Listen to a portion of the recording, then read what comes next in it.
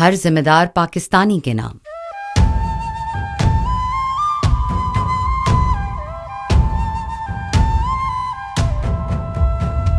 इस जमीन के दम से हैं आजाद,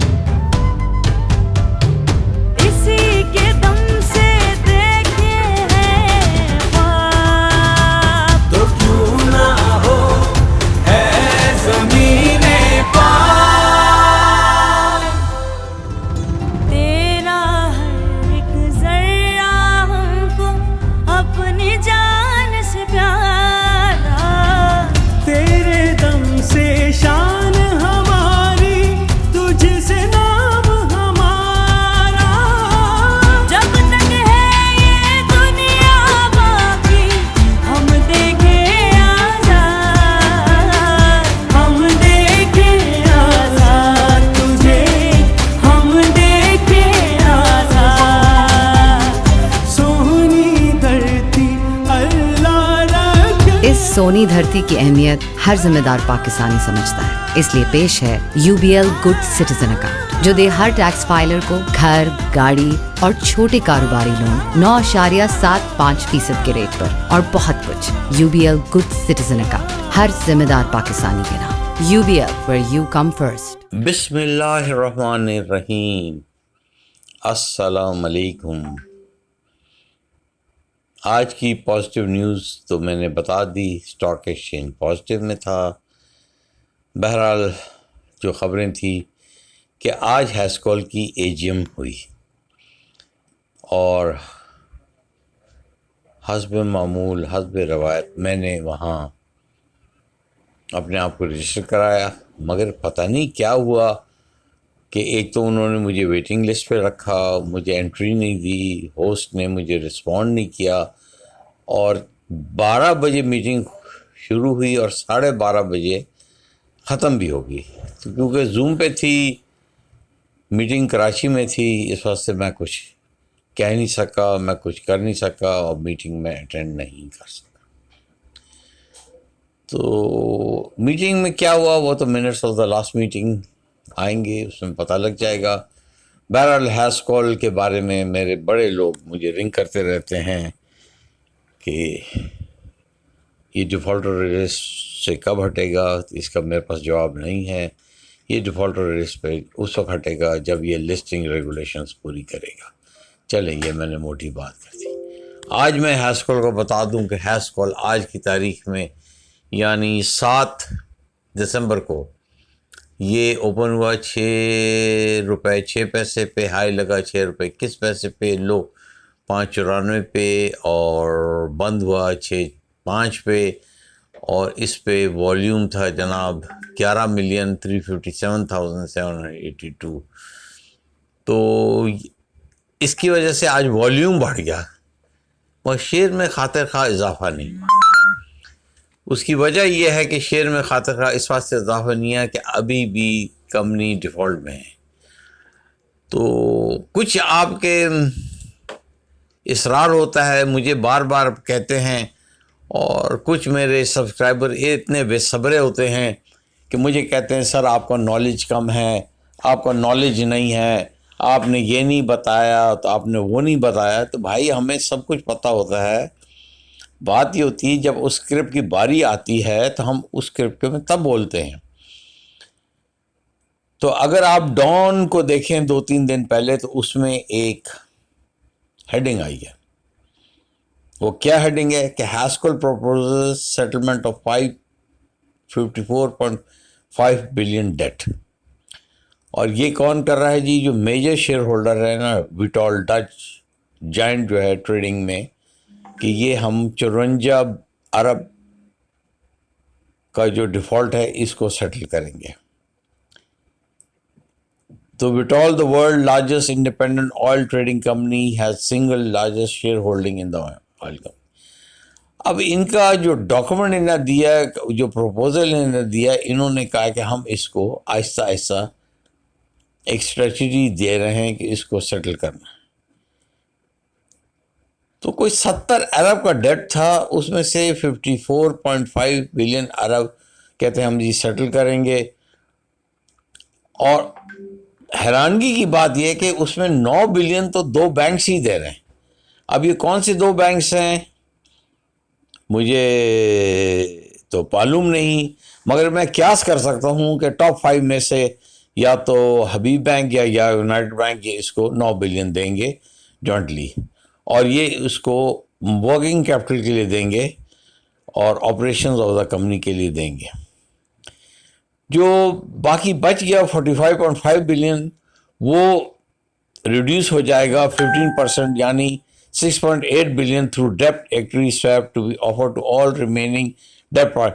मतलब कि वो 45 बिलियन को 15% कम इस तरह करेंगे कि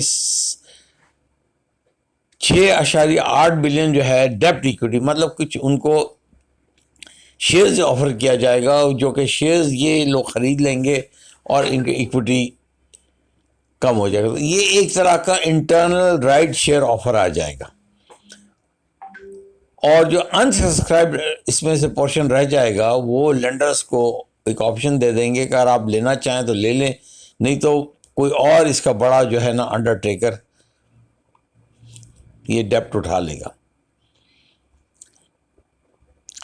इस सेटलमेंट के तहत आप गौर से मेरी बात सुनिए, राइट शेयर्स वर्थ 8 बिलियन का राइट शेयर्स हैस्कॉल ने इशू किया है to inject fresh equity into the company. जो भी प्रोसीड आएगा वो रिमेनिंग डेप्ट को पार्टिसिपेटिंग टर्म लेंडर्स को सेटलमेंट में चला जाएगा to reinstate their working capital limits to extend of the assessing amount. Under the offer, Vital would continue to provide minimum of 12 billion open credit facility and $15 billion की hold cover on Vital products. अब जो चौंका देने वाली चीज़ है उसकी तरफ आते हैं। The company also proposes that payment or letter of credit for the bank and Vital facility would be same as 60 days, whereas Vital Dubai would maintain minimum shareholding of 40% in Hascol until at least 50% of the residual debt was repaid. मतलब कि ये एक cover देंगे forward letter of credit के लिए 60 दिन के लिए, और उस वक्त रखेंगे जब तक कि 50% ऑफ द रेजुअल डेट ख़त्म नहीं हो जाता। और ये कब ख़त्म होगा? ये कहते हैं जी हम अपना शॉर्टफॉल दिसंबर 2026 तक रिड्यूस कर देंगे और 40% जितना रेजुअल डेप्ट है वो हम रीपे कर देंगे, और जो भी 40% का वापस आएगा हम उसको रीपेमेंट फैसिलिटी और incremental letter of credit facility में इसको इंजेक्ट करेंगे। अब कुछ इसके महरक़ात, कुछ इनके प्रोडक्ट प्रोक्योरमेंट है, वो कहते हैं हम ट्रांसपेरेंट तरीके से डालेंगे, आर्म्स लेंथ डीलिंग भी डालेंगे, ये करेंगे वो करेंगे, और मगर फिर एक इन्होंने क्लॉज डाल दिया, award of shipment will always be subject vital last right of refusal. मतलब पहले आप वाइटल को पूछेंगे, जब वाइटल रिफ्यूज करेगा तो फिर आप किसी और को देंगे under the existing supply agreement between Vitol and Hascol. अब जो काम की बात मैं बता रहा हूँ, एक और चीज़ है कि हैस्कॉल इसका लूप प्लांट है और 3 पोर्ट कासिम में इसके प्लॉट्स हैं। 2022 में वो सेल आउट कर देंगे और जो भी सेल प्रोसीड्स हैं उनको इंजेक्ट करेंगे, और इनकी जो मालियत वो अभी कह रहे हैं क्योंकि अभी इन्होंने प्रॉपर्टी को प्रॉपर्ली एवेल्युएट नहीं किया, वो प्रॉपर्टी 1.5 बिलियन किया है, मगर ये तो 1.5 बिलियन कंपनी कह रही है ना। अब वैल्यूएशन किसी इंडिपेंडेंट इवेल्युएटर से कराएंगे तो इनको पता लगेगा कि क्या इसकी वैल्यू है, मगर ये कोई कह रहा है कि जी ये जो पोर्ट कासिम में इनकी फैसिलिटी है वो सिर्फ 1.3.9 बिलियन की है। अब जो इसके सिग्निफिकेंट लॉसेस 2019 में हैं, इन्होंने कहा है कि फाइनेंशियल सेटलमेंट करेंगे, कंपनी की लॉसेस वाइप आउट करेंगे, mainly related to foreign exchange, interest rate and extreme volatility of interest and oil prices which affected Pakistan oil marketing company.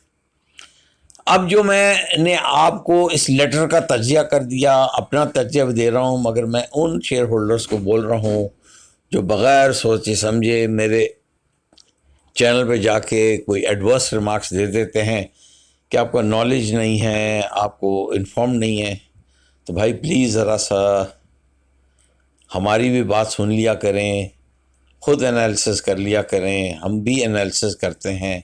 अगर आपके पास ज़्यादा इन्फॉर्मेशन है तो प्लीज़ तरीके से हमें बता दिया करें, क्योंकि ये लेटर तो मैंने पढ़ लिया था मगर इसकी बारी आ जाई है। तो बहरहाल मेरे सब्सक्राइबर्स, मेरे प्यारे सब्सक्राइबर्स, थोड़ा सा सब्र किया करें, थोड़ा सा हौसला किया करें। अब मैं अपना आपको तजिया दे रहा हूँ। मेरा अपना तजिया ये है कि कंपनी डिफ़ॉल्टर सेगमेंट से कोई मार्च तक अगर निकली तो निकल आए, नंबर 1।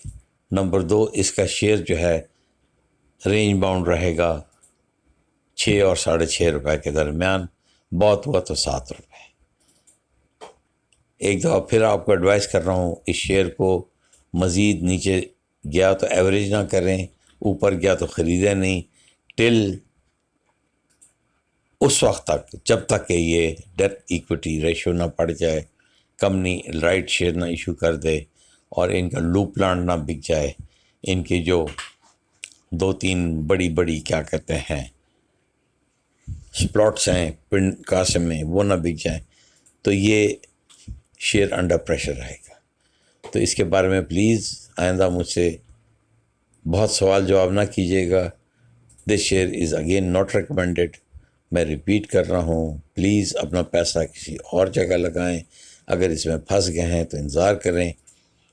आपको हमारी ये वीडियो कैसी लगी, तजिया कैसा लगा, कमेंट सेक्शन में ज़रूर बताइए। हमारे चैनल को सब्सक्राइब कीजिएगा, शेयर कीजिएगा, दोस्तों को भी बताइएगा। इंशाअल्लाह एक और वीडियो के साथ जल्द हाज़िर होंगे। वस्सलातु वस्सलाम खातमुन नबीयीन।